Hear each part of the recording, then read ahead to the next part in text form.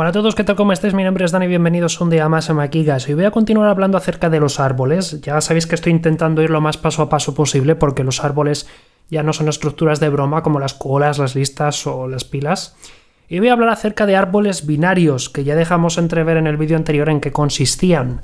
Los árboles binarios son árboles que tienen orden 2, es decir, cada nodo puede tener como mucho 2 hijos. Aquí veis un ejemplo de árbol binario en el que observáis que o tienen 0, o tiene 1, o tiene 2 hijos. No voy a mencionar evidentemente cada uno de los nodos, me parece un poco excesivo, pero bueno, si examináis el árbol despacio, pues os dais cuenta que sí, que en este caso es binario. Y son uno de los tipos de árboles más utilizados. De hecho, los árboles binarios se van a poder dividir aún más en más subtipos, por ejemplo, árboles de búsqueda o árboles AVL, y son una de las estructuras en general más utilizadas. Pero antes vamos a hablar acerca de los tipos. Y desgraciadamente los primeros dos tipos de árboles binarios que os voy a comentar, os los voy a comentar en inglés por una pequeña ambigüedad que tendríamos en español.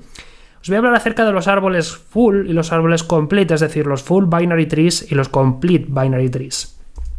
Un full binary tree o un árbol binario completo, bueno, full podríamos decir, es que es un poco extraño, si no, son esos árboles que ya habíamos visto en el que todos los nodos tienen o ningún hijo o sus 2 hijos, ¿vale? Ya os había dejado ver en el vídeo anterior que también estaban los árboles de este tipo en cualquier otro tipo de árbol, no solo binarios, pero bueno, ya sabéis, o ningún hijo o los 2 hijos. Está claro que si no tienen hijos van a ser hojas, pero bueno, que todo lo que no sea hoja debe tener 2 hijos, incluyendo evidentemente la raíz. En cambio, un Complete Binary Tree es un tipo especial de árbol en el que el último nivel del árbol se puede permitir el lujo de no tener algunos hijos, es decir, de que falten hijos. Evidentemente esto no se va a considerar full porque faltan hijos, obviamente, pero bueno, sería una propiedad especial siempre que sea, ya digo, en el último nivel donde falten hijos. Es decir, el padre de los nodos hoja puede a lo mejor tener un hijo. Siempre hablo de a lo mejor o de puede porque no es obligatorio, evidentemente, pero bueno, que podría ocurrir el caso de que faltase algún nodo hoja. Y en ese caso se consideraría complete aún así. La condición es que el nodo hoja entonces que exista sea el de la izquierda, o dicho de otro modo, que si existe un hijo derecho tiene que existir obligatoriamente un hijo izquierdo. Aquí tenéis un ejemplo de full binary tree. Como veis, todos los nodos tienen o 0 o 2 hijos. Y aquí tendríamos un ejemplo de complete binary tree, donde tenemos 2 o 0 hijos a excepción de ese nodo que veis ahí que solamente tiene un hijo, ¿vale? Como digo, un árbol binario de tipo complete ya no es un árbol full, pero en el mundo de los árboles binarios se pueden solapar, es decir, podemos llegar a 4 tipos de árboles binarios. Árboles binarios que sean de tipo full, árboles binarios que sean de tipo complete, árboles binarios que a la vez sean full y complete, y luego árboles que no sean ni full ni complete, pero que sean binarios igualmente. Otro tipo especial de árboles son los árboles degenerados, que no son árboles locos, son simplemente árboles en los que cada nodo solo tiene un hijo. Y se comportan como listas porque incluso aunque no haya puesto el dibujo, si lo imagináis en vuestra cabeza, realmente es una lista enlazada. Imaginad un árbol en el que los hijos derechos nunca existen, solamente hay hijo en la parte de la izquierda. Pues evidentemente en ese caso se comporta como si fuese una lista. Problema de esto, todo lo que he estado diciendo de los árboles eficientes y que hacen operaciones muy rápidas, evidentemente si el árbol está degenerado se comporta como una lista, perdemos toda esa posibilidad. Entonces nos interesa a lo mejor en algún momento organizar el árbol de otro modo para que no sea un árbol degenerado, y es el caso de los árboles balanceados, en el que intentamos mantener una profundidad la menor posible, porque en ese tipo de casos algunas operaciones van a ser más eficientes, sobre todo hablo de las búsquedas. Es decir, en un árbol balanceado lo que buscamos es que la profundidad sea la menor posible. No voy a ir más allá en este momento porque dependiendo de qué tipo de árbol y de qué tipo de estructura de balanceo queremos utilizar o qué tipo de estrategia queramos seguir, se usa una regla u otra para balancear, así que más no puedo dar en este momento. Pero bueno, existen algunos árboles de los que yo os hablaré en el futuro, sobre todo por ejemplo los árboles AVL, en los que se mantiene un balanceo. Ya os hablaré en ese momento de cómo se puede organizar. Hablemos de estructuras ahora.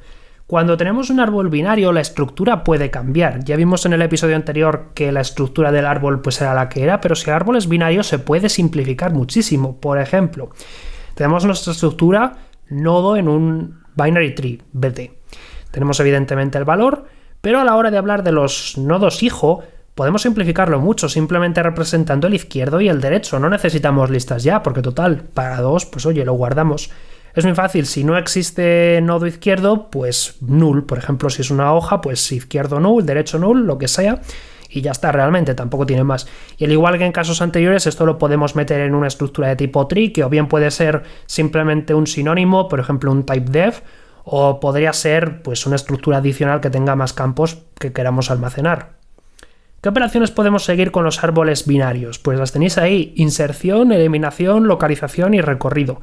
De las tres primeras ya os hablaré en el siguiente vídeo cuando hable de árboles binarios de búsqueda, porque es mucho más fácil como lo voy a explicar en ese momento que si lo intento explicar ahora. Así que por el momento me voy a centrar en recorridos, que al igual que en el caso del resto de propiedades de los árboles voy a completar en un futuro, es decir, que esto solamente va a ser unas pequeñas pinceladas sobre recorridos de árbol, ya lo completaré en un futuro, porque recorrer un árbol, que es básicamente pues procesar cada nodo del árbol, se puede hacer de muchas formas.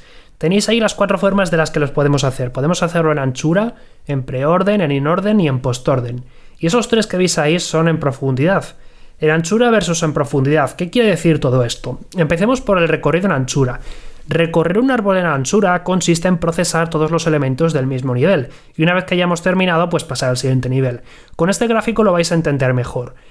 Tenemos aquí un árbol y un recorrido en anchura podría ser el siguiente. Comenzamos recorriendo la raíz y luego pasamos al siguiente nivel. Por ejemplo, primero recorremos este y después recorremos este. Y una vez que lo hemos hecho, pasamos al siguiente nivel. Primero recorremos este, luego este y finalmente este. Y ya pasamos al siguiente nivel, empezando por aquí y terminando por aquí. Ya veremos en detalle cómo se hace esto, sobre todo veremos ejemplos y cómo se puede representar esto. Normalmente esto se hace con colas porque tenemos que mantener una referencia de los nodos que tenemos que procesar. Y esto se suele usar, por ejemplo, en inteligencia artificial, y es ahí donde se suele utilizar en el caso de sobre todo árboles que puedan ser infinitos, y se hace con colas. Pero ya hablaremos de esto más adelante, tranquilos. En el caso del recorrido en profundidad, es mejor antes que nada simplificar un poco la estructura, considerando que un árbol es recursivo, es decir, un árbol tiene subárboles, el subárbol izquierdo y el subárbol derecho. En el caso de un recorrido en profundidad siempre se van a procesar 3 cosas: primero la raíz, luego el subárbol izquierdo y luego el subárbol derecho. Pero claro, en función de qué tipo de recorrido en profundidad hagamos, primero se va a hacer una cosa u otra. En el caso del preorden, primero se procesa la raíz, después se procesa el árbol izquierdo y después se procesa el árbol derecho. En el caso del inorden, la raíz es procesada entre medias, es decir, primero el izquierdo, luego la raíz y luego el derecho. Y en el caso del postorden, la raíz se procesa a lo último, es decir, primero lo izquierdo, luego lo derecho y luego la raíz. Aquí tenéis los 3, pero evidentemente hay algo que queda sin resolver, y es cómo terminamos de recorrer un árbol en profundidad. ¿Cuándo consideramos que hemos terminado de recorrer una rama? Pues evidentemente cuando hayamos llegado a las hojas. Y puesto que las hojas tienen valores nulos en izquierdo y en derecha, la forma más sencilla de hacer un algoritmo de recorrido en profundidad podría ser evitar que se recorra o que se procese un árbol o un nodo cuando ese árbol valga null, es decir, cuando no haya nada. Entonces aquí tenéis algunos ejemplos de pseudocódigo, bueno, esto realmente es código en C, pero bueno, de cómo puede ser el procesamiento en preorden. Veis que siempre que la raíz no sea null podemos procesarla, obviamente, o en inorden, o en postorden. Aquí tendríamos las operaciones elementales, inserción, eliminación y localización, pero como os he dicho os los voy a dejar para el siguiente vídeo porque ya me está quedando lo suficientemente largo y porque es muy conveniente ver esto con los árboles binarios de tipo búsqueda, que son los que voy a utilizar para explicaros esto, que son los divertidos.